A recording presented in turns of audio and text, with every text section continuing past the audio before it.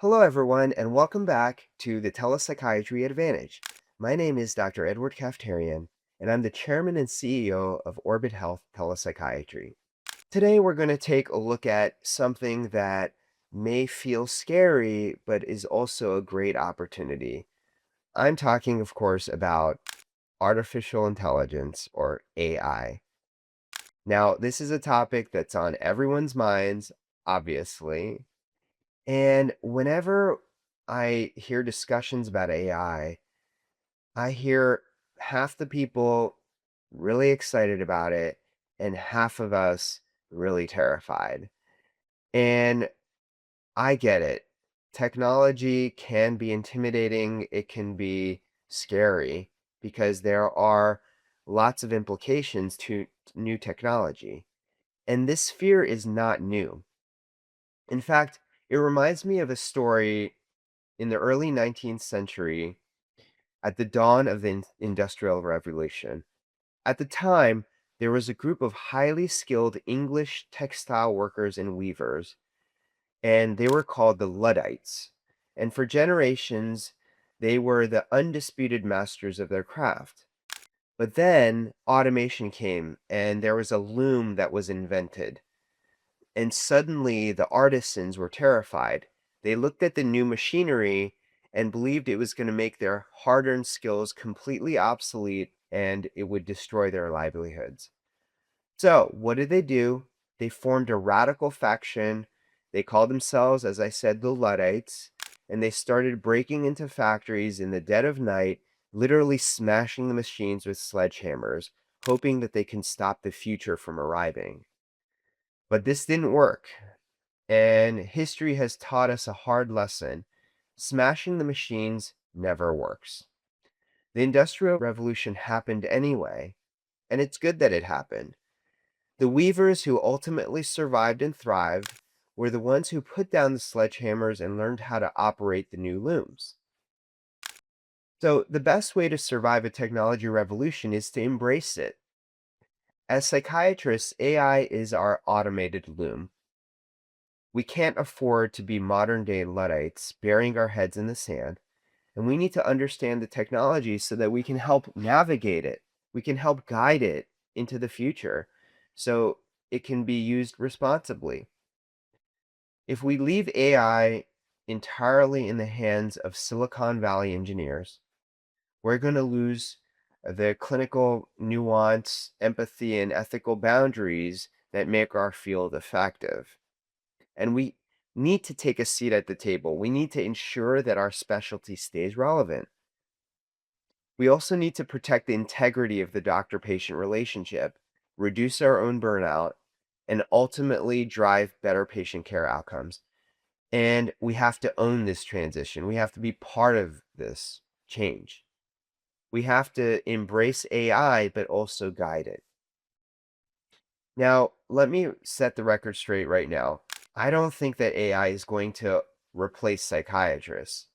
I think that people need that human connection and there still is a role for clinical judgment, and this can't all be substituted by machine. For example, if you're on the phone and you want help, you often will hear a teleprompter and you will be now steered toward AI. And it's very frustrating. And it's actually not good for businesses to always push people to AI and to have a machine talk to them.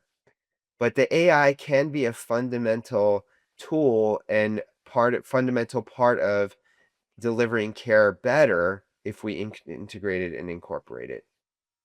Let me be clear. The AI is not going to be the practitioner. It's going to be the co-pilot. And in telepsychiatry, where we rely heavily on digital interfaces, AI is uniquely positioned to solve some of our biggest systemic headaches.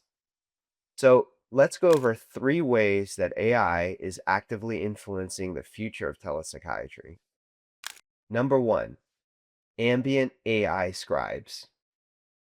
So if you ask any psychiatrist what causes them the most burnout, the answer is almost universally the same: the electronic medical record, documentation, it takes hours and it pulls our eyes away from patient care and the paperwork of it all. And that's not something that's unique to telepsychiatry. That's common in all of medicine. The paperwork is the part that the doctors are most frustrated with and don't like.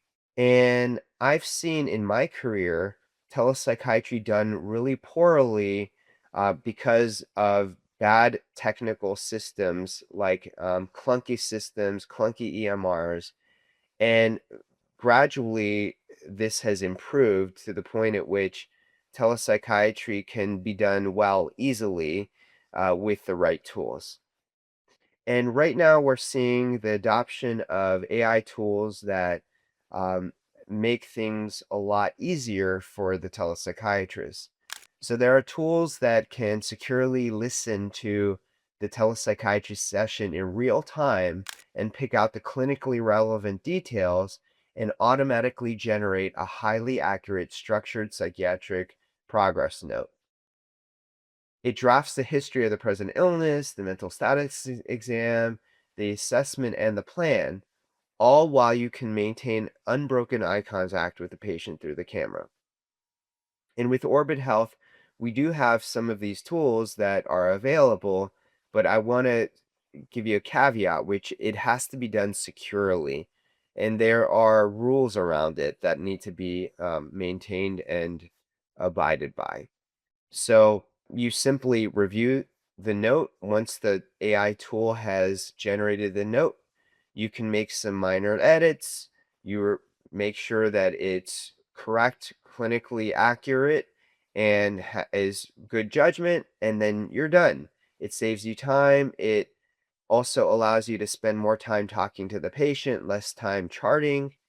And so I believe that these AI scribes are going to be a bigger part of telepsychiatry and healthcare in general, and they're going to integrate with the EMRs so that the job of the doctor is going to be a lot more pleasant. So it's going to make our jobs better, not worse.